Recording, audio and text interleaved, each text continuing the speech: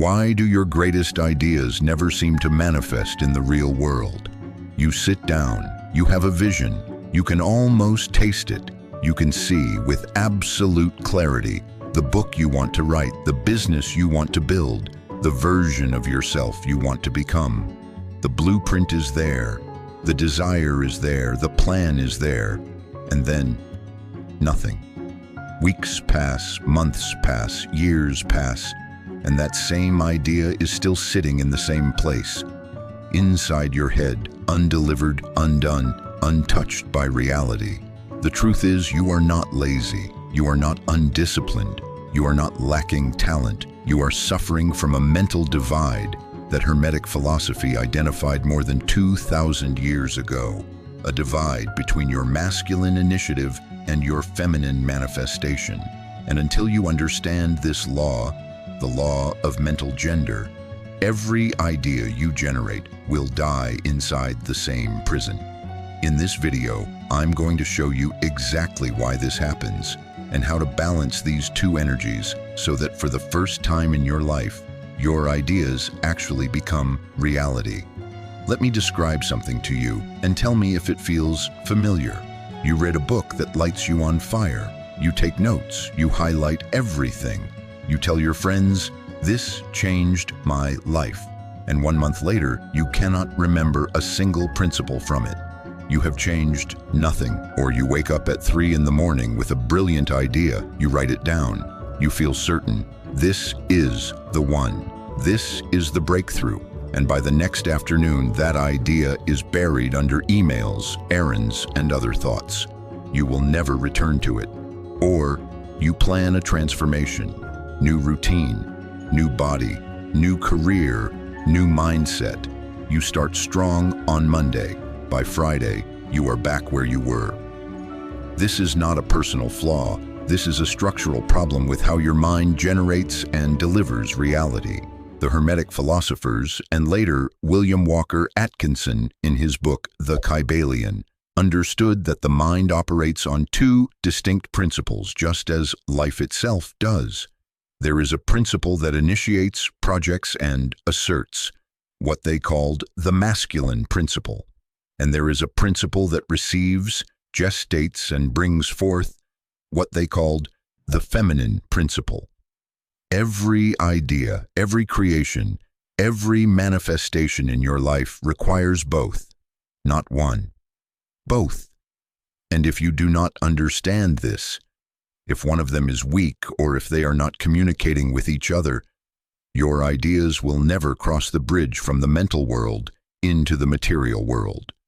The Seventh Hermetic Principle, the principle of gender, states this: gender is in everything. Everything has its masculine and feminine principles.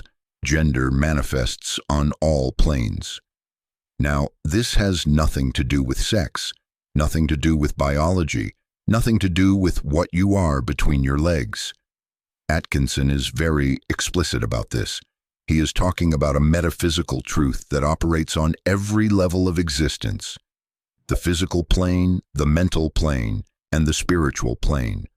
On the physical plane, we see it in cellular reproduction. On the spiritual plane, we see it in the dynamic between will and surrender. And on the mental plane, the one that concerns us most, we see it in the way ideas are born inside the mind itself. Here is how Atkinson describes the mental version of this law.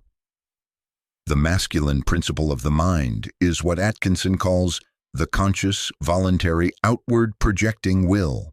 It is the part of you that decides, the part that initiates, the part that sends out the impulse, the command, the intention.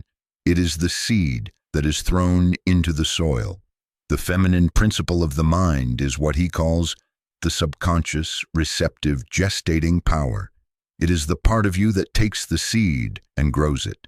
It is the part that works in silence, in darkness, while you sleep, while you walk, while you forget you ever planted anything. It is the soil that turns intention into form. Without the masculine, there is no seed, no initiation, no direction. The feminine alone has nothing to grow. Without the feminine, there is no soil, no gestation, no becoming. The masculine alone scatters seeds onto concrete and watches them die. Most people are not failing because they lack ideas. They are failing because their two mental genders are not in communication with each other.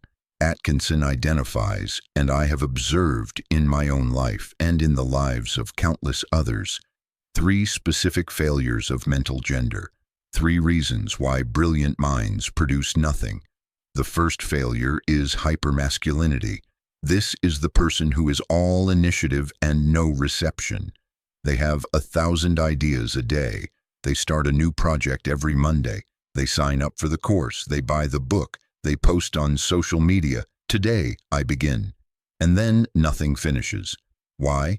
Because they never give the feminine principle time to gestate anything. They are constantly throwing new seeds onto the soil before the previous seeds have had a chance to root. The conscious will is dominating. There is no silence, no patience, no waiting in the dark. If you recognize yourself here, the issue is not motivation. The issue is that you are not letting anything live long enough to mature. The second failure is hyper-femininity. This is the opposite. This is the person who is all reception and no initiation. They read every book. They watch every video. They consume every teaching. They feel deeply. They understand profoundly, but they never act. They never project. They never speak the seed into existence. The subconscious is full of fertile soil, but no one is planting anything, so nothing grows. If you recognize yourself here, the issue is not knowledge. You have enough knowledge to transform your life 10 times over. The issue is that the masculine principle inside you is silent. It will not give the command. The third failure, and the most common, is dissociation. This is where the masculine and the feminine exist within the same person, but they do not speak to each other. The will gives a command, and the subconscious does not receive it. Or the subconscious gestates something, and the will refuses to act on it. This is the person who says, I know what I should do, but I just cannot do it. That sentence is the signature of mental gender dissociation. The conscious mind is willing, but the subconscious has not been impressed deeply enough to participate. Or the subconscious is presenting clear intuitions, clear inner knowing, but the conscious mind dismisses them as fantasy. In all 3 cases, the result is the same. The idea never crosses from mental to material. The seed never becomes the plant. Now, here is where most teachings of this principle stop. They tell you, balance the two, and they leave you there with no instruction, as if balance were a switch you can flip. But Atkinson, if you read him carefully, is more honest than that. He understood that the modern mind has a specific disease, and it has gotten worse since he wrote. The disease is this. We live in a culture that has trained the masculine principle to be loud, fast, and aggressive, and that has trained the feminine principle to be embarrassed, slow, and silent. We are taught to act, to push, to grind, to hustle. We are taught that productivity is virtue, that stillness is laziness, that waiting is weakness. And so we develop an enormous, hypertrophied conscious will, but a starved, neglected, subconscious receptivity. We are top-heavy. We are all sword and no scabbard, all seed and no soil. This is why so many people who are obsessed with self-improvement never improve. They are exercising the wrong half of their mind. They are doubling down on the very imbalance that is causing the problem. Reading another book will not save you. Watching another video, including this one, will not save you unless you do something specific with what you receive. You have to retrain the receptive half of your mind. You have to give it time, silence, and trust. And you have to learn to send your conscious commands into it with such clarity and conviction that they actually take root. This is what the ancient Hermeticists called the great work, not because it is mysterious, but because it is genuinely difficult to undo a lifetime of imbalance. Let me give you 3 exercises, drawn directly from the Hermetic tradition, that train each side of your mental gender and bring them into communication. Exercise 1, the single seed practice. This trains the masculine principle to stop scattering. For 7 days, you choose one idea. 1, not 10, not 3, 1. Every morning, before doing anything else, you write that idea down by hand, on a phone, by hand. You write it the same way every day, in the same words, and then you spend 3 to 5 minutes visualizing, not as a fantasy, but as a finished reality. Feel it as if it has already happened. This is the conscious will impressing itself with discipline on the subconscious. You are planting one seed deep, over and over, instead of scattering 100 shallow. Exercise 2. The silence practice. This trains the feminine principle to receive. Every day, you sit in silence for 10 minutes. No phone, no music, no book, no goal. This will feel unbearable. Your hyperactive conscious mind will scream at you that you are wasting time. That is the symptom of the disease. Sit through it. What you are doing is creating a space inside you where the subconscious can finally rise up and be heard. Insights, solutions, and unexpected connection will begin to surface, but only when the noise of the will has quieted. Exercise 3. The bridge practice. This is the most important one. This builds communication between the two principles. At the end of each day, you ask yourself 2 questions on paper. First, what did my will command today? Write down the deliberate intentions you set. Second, what did my deeper mind tell me today? Write down the intuitions, hunches, dreams, and inner whispers you noticed. Then look at the page. Are they speaking to each other, or are they 2 strangers living in the same house? Over time, this practice forces the 2 halves of your mind to recognize each other. The masculine begins to issue commands that the feminine can actually receive, and the feminine begins to offer insights that the masculine actually acts upon. This is the integration the Hermeticists called the marriage within, and it is the precondition for any real manifestation. Here is what most students of this teaching never understand, and what Atkinson hints at but never spells out directly. The law of mental gender is not a productivity hack. It is not a manifestation technique. It is a description of how creation itself works. Every flower, every star, every thought, every word, every life comes into being through the exact same dynamic.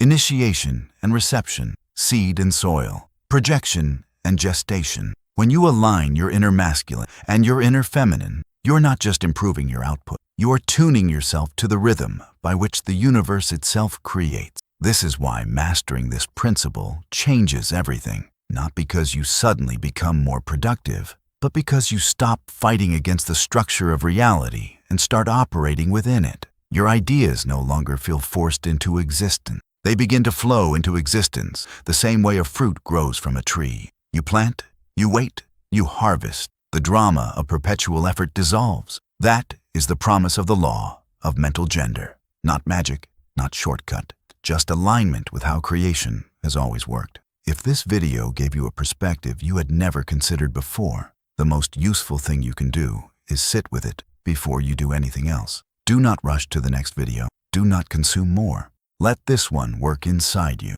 And if you want to go deeper into the other 6 Hermetic principles, mentalism, correspondence, vibration, polarity, rhythm, and cause and effect, they are all covered in the Kybalion playlist linked below. Subscribe if you want more teachings from the Hermetic tradition applied to the life you are actually living. Until next time, plant deeply, receive quietly, and let what is yours grow in its own time.